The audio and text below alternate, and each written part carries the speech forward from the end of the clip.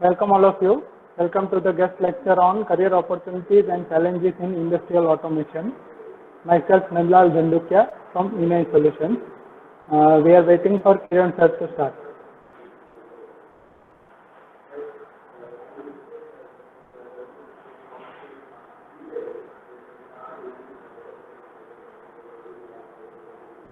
We have got a note from Kiran sir. Please continue. Okay, sir. We welcome all of you to the guest lecture on career opportunities and challenges in industrial automation. I would like to introduce myself. I am from E9 Solutions. Myself, Nandlal Zandukia, and I have founded this company in 2015. And we are working in the domain of edutech, industrial automation, engineering, and innovation. What we will do? We will discuss introduction to industrial automation. We will discuss the PLC hardware. We will discuss some of the sensors, and then we will go for some motion control applications. And then we will discuss what are the opportunities available to electrical engineers, particularly in this field, and what are the challenges that you may face as freshers in this field. Okay. Thank you. Okay. So I would like to ask, or I would like to hear from you, what do you people mean by industrial automation? If anyone want to put their points, you can unmute yourself and start speaking. I will just wait 30 seconds for anyone to come up.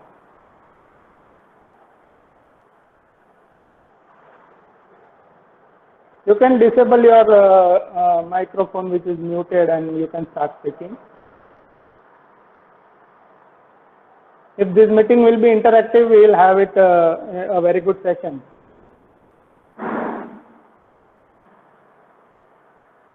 Okay. I think no one wants to turn up. Okay, that doesn't matter.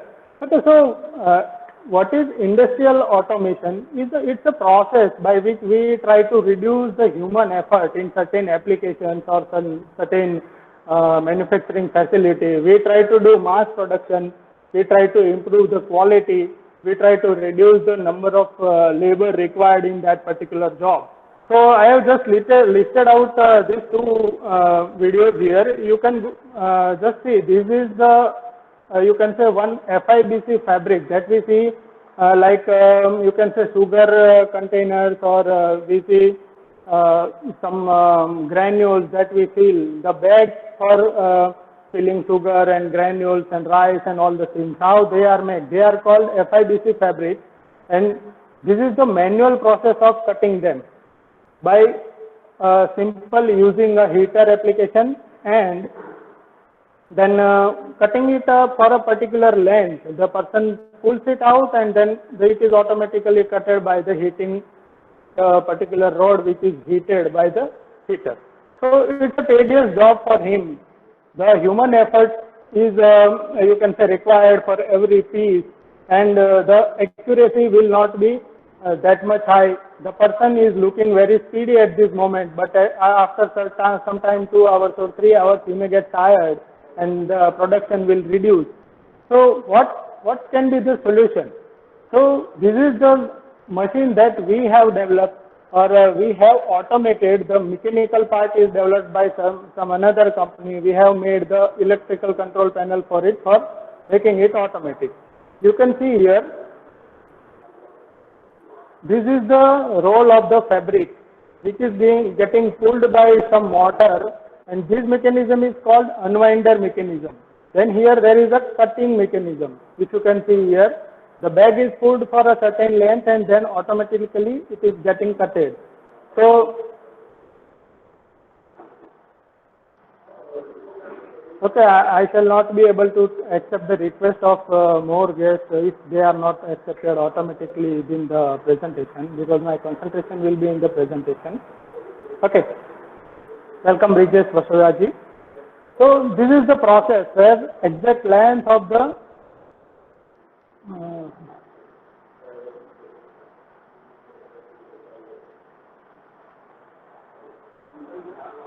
I just request to all of the participants to please not start presenting your screen. This will disturb all the participants. So here, if you can see, the process of cutting the bag of certain length is automated. It is automatically get pulled from the roll, and then it is automatically cut at certain length, and then it is getting conveyed to the stacking mechanism. So this has so many parts in the machine. There are AC motors, AC drives, there are servo motors, servo drives, there are heating applications, there are cutting applications. Here you can see it is being cut here by cold cut mechanism, by blade. So this is a particular task. This was the manual operation, and here it is the automatic operation by use of PLC and other equipment. So by this you can understand that industrial automation deals with automating certain process which will improve the production, which will improve the quality of the product, and which will reduce the manufacturing cost, because you can run the machine for 24/7. You do not require so many, you can say, labors to operate the machine. This is what I just wanted to convey by very basic about industrial automation. Okay, shall we move forward? Yeah. Okay, so basically as an engineer, when you listen about automation, you listen about home automation, you listen about industrial automation, you listen about IoT and IIoT.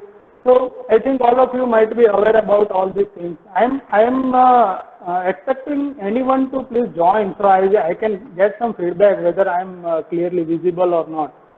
Please anyone can start your mic and talk with me so I can get some idea. Because I am getting confused whether anyone, all of you are getting my voice or not. Anyone can start and talk to me, please?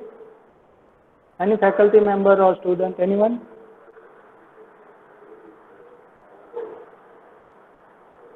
Brijesh ji, can you talk to me? Brijesh Vashoya.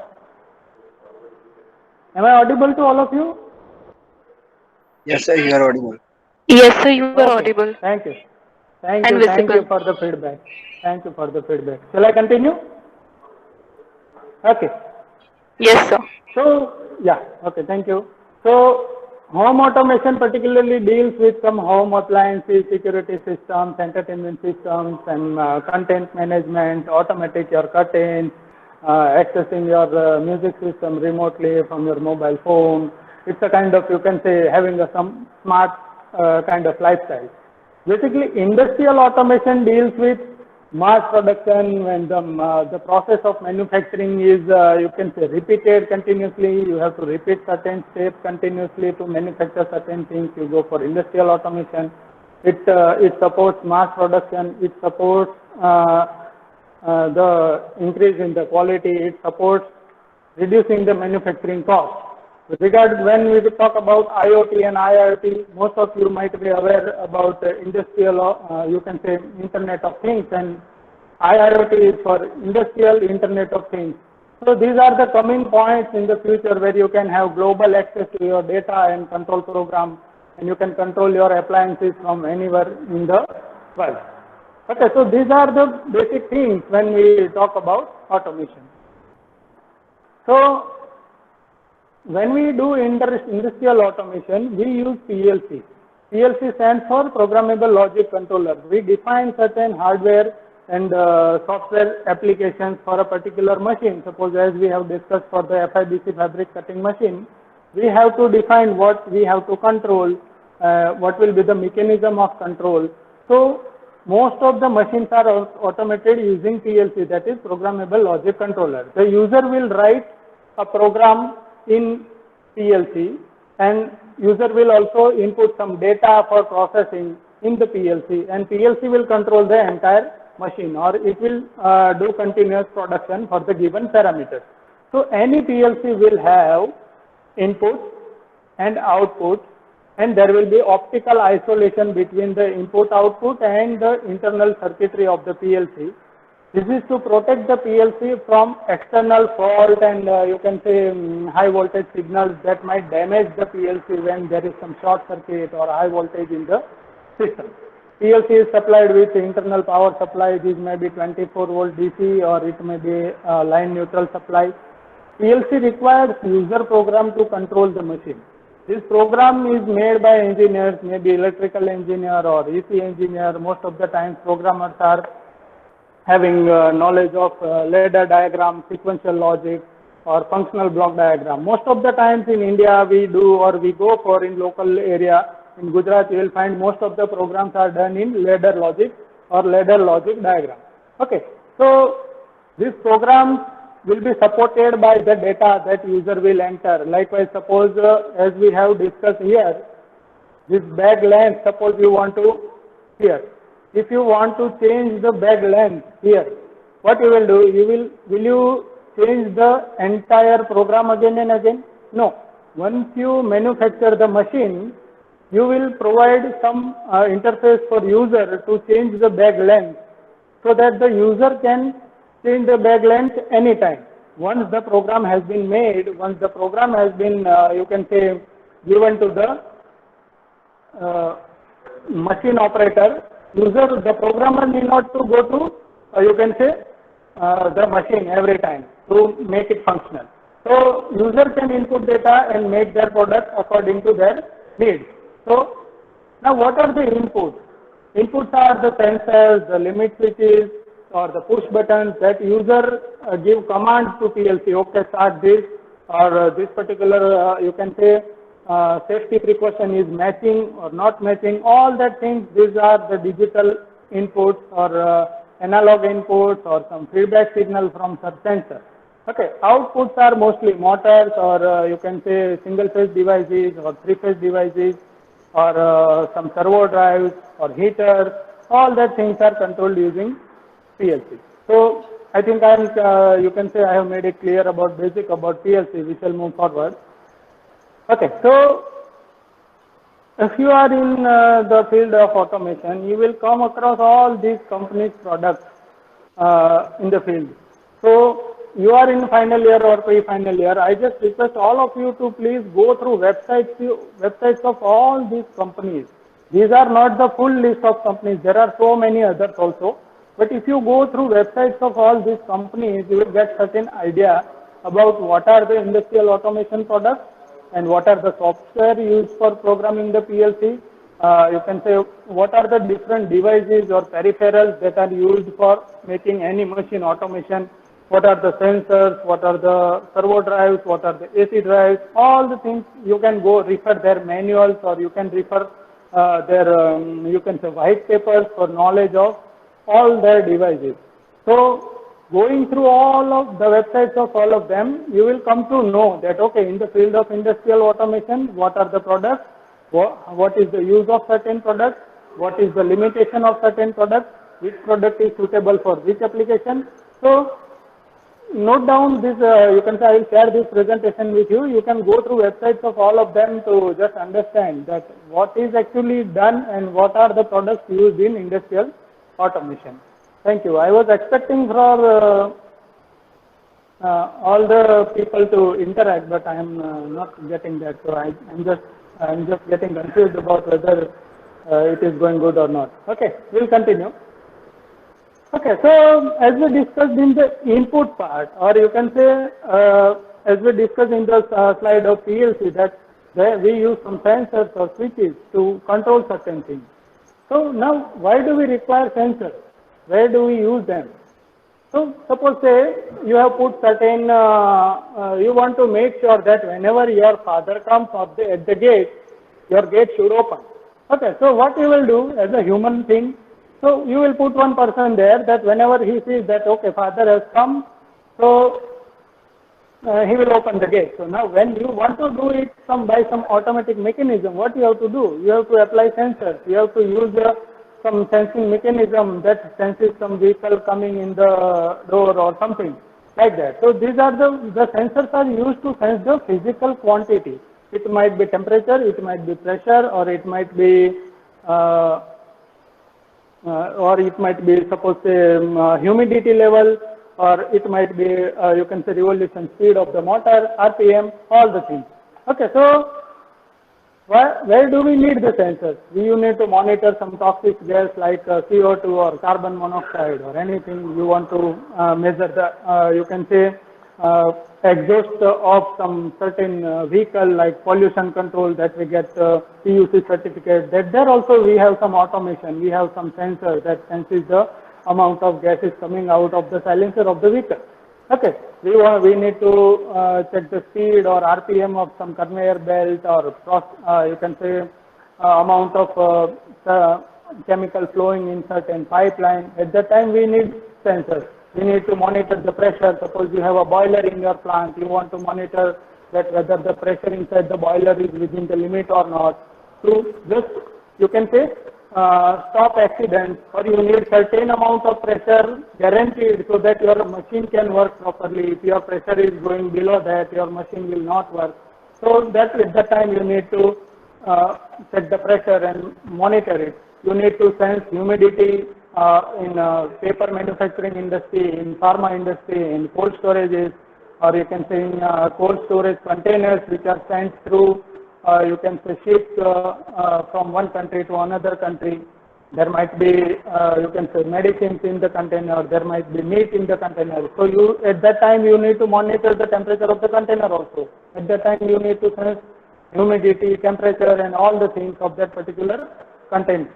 Okay, so you need to sense the volume of a particular chemical flowing, or you need to sense the flow of water in your system, or you need to just check the limits. Okay, so certain part is moving in the machine and that is the end of the machine portion. The particular moving part should stop at that particular point. So you apply limit switch there.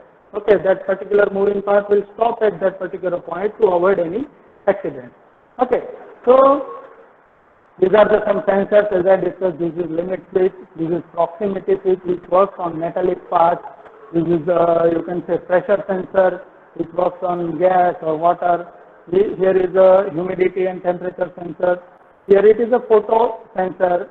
Here it is a temperature sensor with you can say house carrying analog to photo 20 milliampere conversion. Okay, so these are the sensors that we use. These are not all the sensors. We have so many other sensors also. There is limitation to include all the sensors in a short duration, so we have limited it. Okay. So, apart from Sorry to interrupt, sir. Will you please share your presentation? It's not visible. My presentation is not visible? Yes, sir. Okay, okay, just a second. Let me check. Okay, someone else has taken over my presentation, I think. Okay, I just request all the guests to please not, you can say take over my presentation. Please make it be available to all for you can say view. Okay, thank you. Now, is it available to all of you now? I think it is available. Okay. We shall move forward. Now, coming to motion control, the outputs of PLC will control certain devices like servo drives, or you can say contactors or motors. Now, just a rotary mechanism that we have discussed in the FIDC back cutting machine. So, at that particular point, the PLC will give command that, okay, what amount of length you have to go ahead.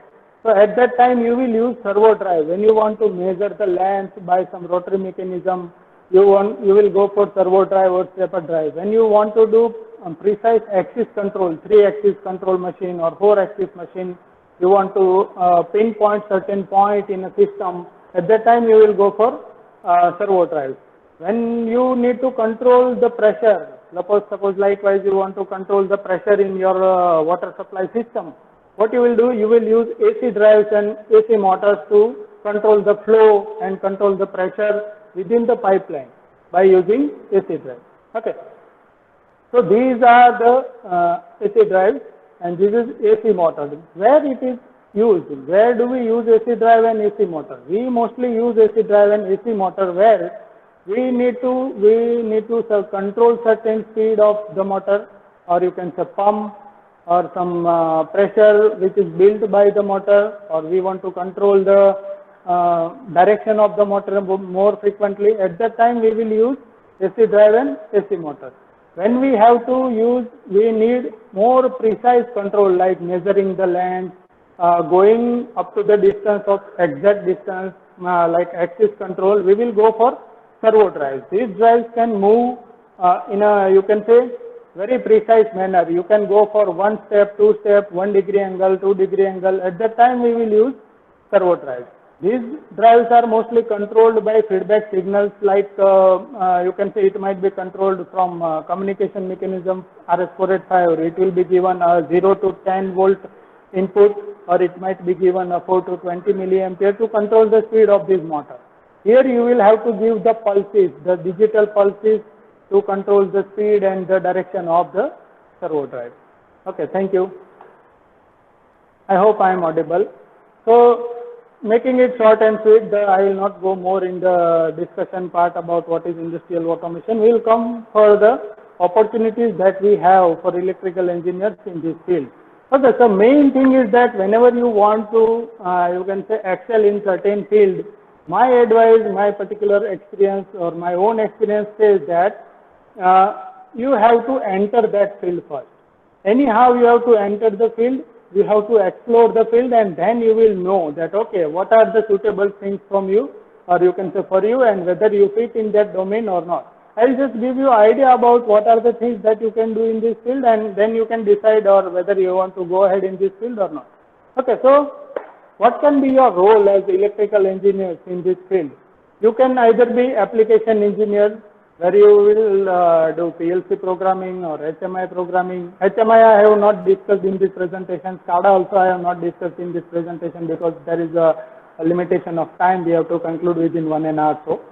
So you can do ladder logic programming in PLC. You can do sequential programming. If you have some good hold on digital logic and or you have some hold on mathematical operations, scaling of the particular input and all the things, you can easily do PLC programs. You can go for HMI and SCADA programming if you have very good hold on visual design. If you have, you can say, idea about how to connect a particular object with a software program, you can very easily develop SCADA and HMI programs.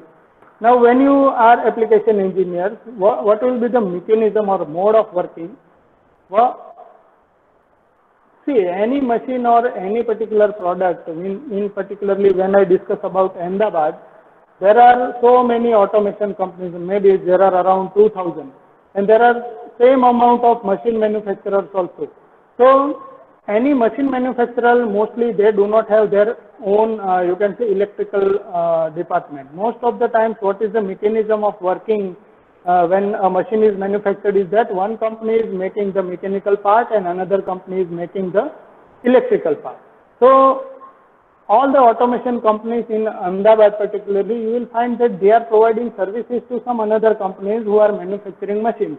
Okay, so in that particular company, you will get role of PLC programmer or HMI programmer or SCADA programmer, or if you are in this particular role, you might have to go on site also for supporting, or you can say developing certain applications which was lacking when you have developed the machine, and when the machine has reached to on the site, you might need some upgrades.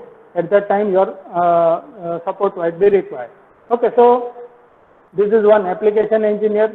Second is R&D and manufacturing. Now, any automation company, they will need, you can say, need to develop control panels.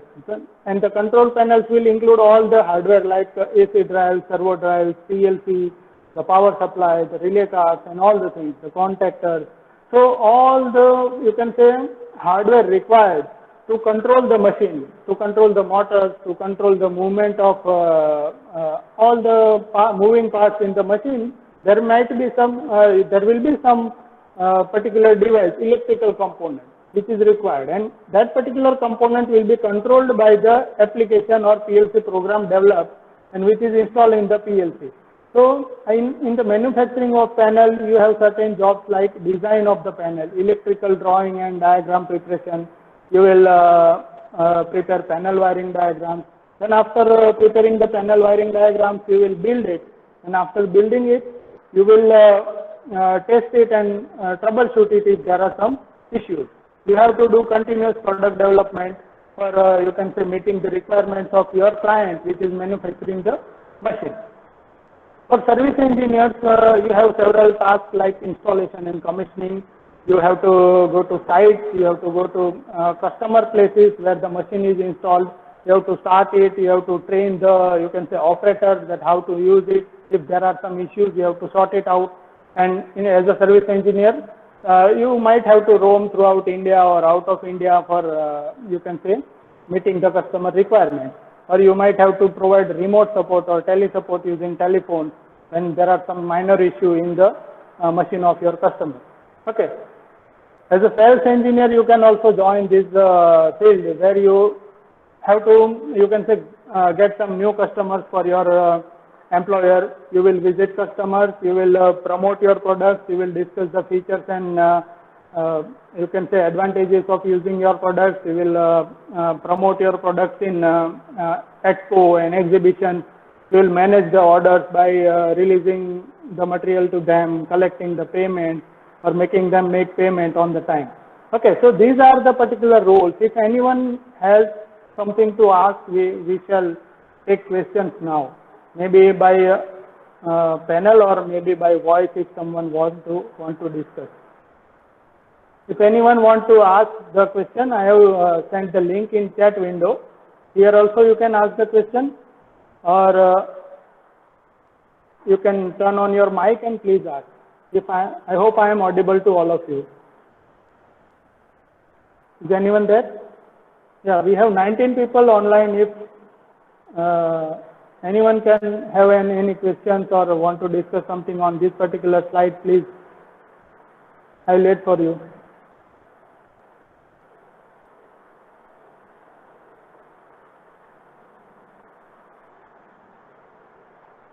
Okay, I think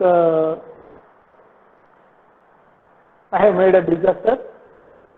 No one is able to hear me, or yeah, okay. Tell something about your entrepreneur journey. Okay, Parma sir. Okay. This is the question from Parma sir. Okay. So, being an entrepreneur is not easy job. It takes a lot of courage when you have to start, first of all. If you have gone through my profile, all of you, I was just, you can say I have done my master's from LD and I joined engineering college as professor. I have served there almost 5.5 years. So I quit that job at the age of around 27. So because I just wanted to explore the field of industrial automation, and that was not, my job was not allowing me to go to field due to the time and all the things. So when you plan to be an entrepreneur, first thing is that you have to be ready for all the situations. You have to forget all your luxuries and all the, your particular habit of doing particular thing in a particular way. Like suppose if I am a faculty, I just go to college at 8 o'clock and I have a habit of returning to home at 6 o'clock. So when you start as an entrepreneur, it is a job for 24/7, or it is a full week job for 24 hours duty every day. Okay, so being an entrepreneur for all of you, my advice is that first you enter the field, take some experience as an employee from someone else, do job at someone for 1 or 2 years or 3 years or 4 years in that particular field. Evaluate the field. What are the pros and cons in that field, whether that suits you or not, or whether you are able to perform in that field or not. So when I started, I joined one of my friend in Ahmedabad, and very frankly speaking, I simply worked from the position of a laborer, from a position of a wireman there. And I myself built the control panel, tested, and all the things I have done from the very ground level. So you have to start from very beginning. You have to forget all the things that, okay, I am an engineer, I will not do this, or I will not do that, or I am an engineer, so there is some level of activity that I will do, I will not do some ground level jobs, and all the things you have to forget and start your journey. So when you will start your journey, you will start loving it and then you will grow. So not going in detail, this is what I have done. I started from the very ground level and started my own firm, and here I am right now in front of you. Thank you. Okay, I have got one question that how to get started with this field? What are the prerequisites? Okay, someone has asked anonymously. So prerequisites are, see, when we talk about you can say any practical field, prerequisite is just your interest. When you have interest, you will get all the things. So, but this question is not, you can say, ask for that kind of answer. So, I will go in technical details. Prerequisite is that you should know certain technical things about AC motors, AC drives, servo motors, servo drives, what are PLC, how to program them, what is the, you can say, ladder diagram logic, how do we program PLC using ladder logic, what are the, you can say, applications of certain things, what are the sensors that are used in the field, for sensing particular thing, what type of sensor you require, all these things you have to learn very basic. So if you have some basic knowledge, you can very easily enter this field. And when you enter this field, do not, you can say, expect too much of high payment, and do not expect a very, you can say, comfortable job environment. The industrial automation field in India and in Ahmedabad, it is a very huge field, and you can say the work culture is very different in the field of industrial automation, because the customer is not always ready to allow you to do your, you can say, job on suppose 9 to 5 only. When you have sold some machine to some customer, the customer is always expecting that his production starts as soon as possible. So when you are on site, or when you have to deliver the control panel, the customer is always on, you can say, on your head. So you have to be ready to face the challenges. Okay, I hope I am clear. Okay, someone has asked what kind of work is being initiated by work firm to incorporate predictive analytics in the help of SCADA data. Do you think real-time prediction of potential faults in electrical machinery will be benefit from this? Yes, when we discuss about small machines or small facilities, this real-time prediction of data and all the SCADA and all the things are not employed in small machinery. But when we talk about chemical plants, when we talk about large-scale factories like sugar factories, or you can say certain chemical manufacturing company, they definitely use, or you can say food processing company, they definitely use, you can say, precautionary measurements using SCADA, fault, you can say fault prediction also they use using SCADA and the data logging. This is the very common thing that is done in pharma and chemical industry. Not in that much high level, because we are still lacking in the, you can say, real-time data processing, but it requires human intervention to monitor the data. It can give you alert, and you can set some limits, and okay, suppose a simple example I am giving. So you can say the number of time your boiler temperature or boiler pressure has reached above the limits in last 20 days or 30 days. You can analyze the data, okay, the boiler temperature is going very high. So many times in last 30 days, there is some issue with the heating, you can say, mechanism that you have used with boiler, or certain another things that you can do. Okay, so hope I am clear with this. The next question is, what are the pros and cons in this field? Pros and cons. Pros are that you will be in the practical field, you will have the idea about the theories that you learn. What is the exact outcome of your theory that you are learning? What is the application of particular theory or topic that you are learning? So you will enjoy this field as a practical engineer. If you have very sound knowledge about the things, you will definitely enjoy this field. That is the main pro, or you can say main advantage of this field. So another advantage is you can start your own business after certain experience, 4 or 5 years. You will have idea about all the roles that you have to play in a particular company.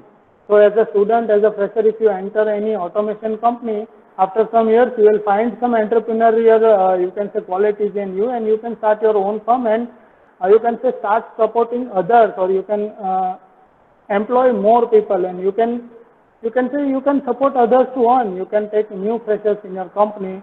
So there is a scope for entrepreneurship in this field. That is the main advantage. Cons, I don't find any cons. There are so many cons in, you can say, every particular field. But it depends on you whether you are ready to face the challenges or not. Challenges are there in every field. Main cons, if I am able to recall, the payments. Payments are problems everywhere. You supply machineries, you supply panels to your customers, customer will not pay on time. Your suppliers will keep asking for payments to you. These are the basic issues in this field. Another thing is that you cannot expect a luxurious life in this field. You have to be in field. If you have given some machine in chemical plant, you have to be there. You cannot say that, okay, I will stay in the office and I will not go outside my office and all the things. You have to be in the field and you have to be ready for facing the challenges. That is the main thing. It is not a disadvantage, but this is the challenge. Okay, thank you. I have got one question from Mr. Saurabh Sharma. Sir, please, could you tell us more about PLC? What will be the future of industries post-COVID? How industries will adapt that social distancing culture, or they will move more towards automation? That's a very nice question. The moving towards automation is, might be there will be some effect of this COVID pandemic in the automation. People are at the present also, if we go to industry, the number of laborers that were working before COVID and working now, there is a huge change. The production of industries has reduced. So automation is independent of this pandemic. All the industries are adapting the automation thing. Whenever certain things will reduce human effort, and if it is, you can say, economically viable for the industry, they will go for automation. So yes, future of automation and future of industries post-COVID is again a question mark, not in terms of whether the industries will function or not, but in terms of demand. If the demand in the market will be there will be definitely the industries will be functioning, and when the industries will be functioning, there is scope for industrial automation also. Thank you. Thank you for the question. Do your firm provide any kind of online training and workshop on PLC, SCADA, or one other sector related to industrial automation? The answer is within this presentation only. We are doing one online guest lecture for all of you. We are not providing any, you can say, paid trainings or anything at our premise. But yeah, we are planning to start YouTube channel. We have already started. We are planning to upload, you can say, videos about PLC programming, SCADA programming, and all the basics of automation and advanced applications of automation on that particular channel. Please subscribe our channel so that you can be notified. Okay.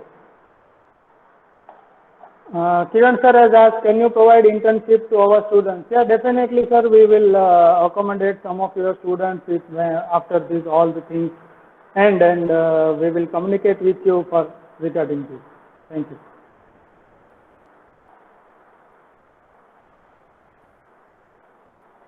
Okay, I have got some another question from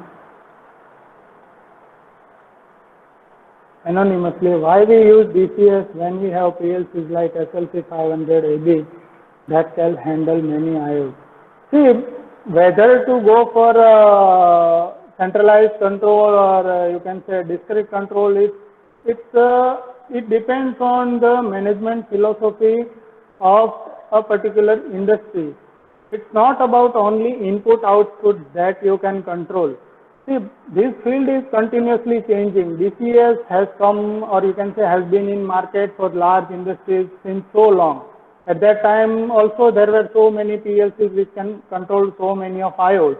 So it depends on particularly what kind of control mechanism the particular industry is, you can say, the management is interested in, you can say, implementing, and what are the decisions taken by that particular, you can say, electrical department of their particular industry. We can do so many things that can be done by DCS or that can be done by PLC also, but there are certain advantages and disadvantages of both of the systems. When you are on PLC, if the PLC fails, your system fails. When you have DCS, if your DCS fails, You can have some backup control, or you can have some another control, or you can have certain things connected, disconnected. There are pros and cons of every system. So it's not a kind of thing like if this is available, why we are going for this. Okay. Hope I am clear. Okay, I think I have answered all of the questions. So I'll stop taking the questions. So can we go further? Okay, we shall move forward. Okay, I will discuss challenges. That challenges we have already discussed in the you can say discussion through questions. That lifelong learning. When you are in this field, you have to continuously learn the things, because things are changing continuously. You have to learn new topics, learn new control mechanisms, learn new communication systems every day, to learn new control strategies every day. Every manufacturer is focusing on developing new kind of things. In every 6 months, you will get some certain changes in the control mechanism. You have to be with the present.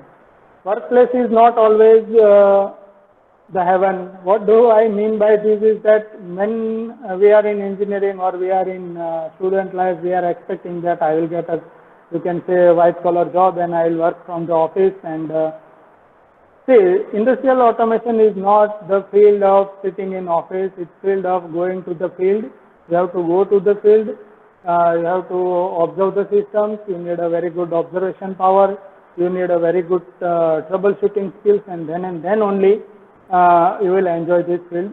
It requires, you can say, a practical approach to problems that people face. It requires a practical approach to finding the solutions that customer is facing. This, in the field of industrial automation, if you are expecting to sit in the office, there is only one role, that is remote support for you. Rest all the things are, you can say, you will need practical skills, and you have to go on the shop floor for learning and doing the things.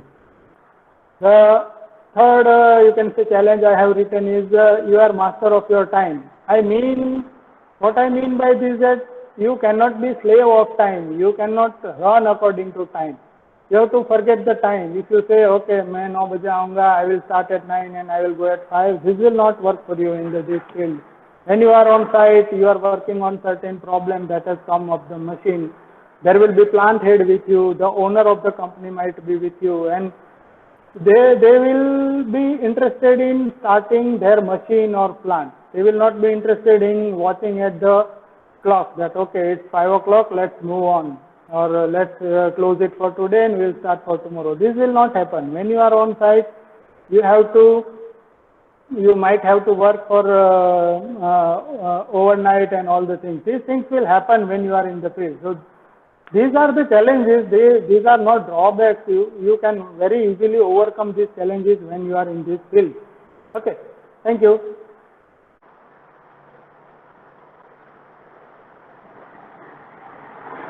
Okay, thank you all for being here and listening to me. I would like to thank Kiran Parmar sir for giving me opportunity to be in front of your students and faculty members. I hope I was, you can say, as per your expectations in this presentation. I have tried to cover small things, and I hope this will guide your students and faculty members to move ahead in this field if they are interested in the field of industrial automation.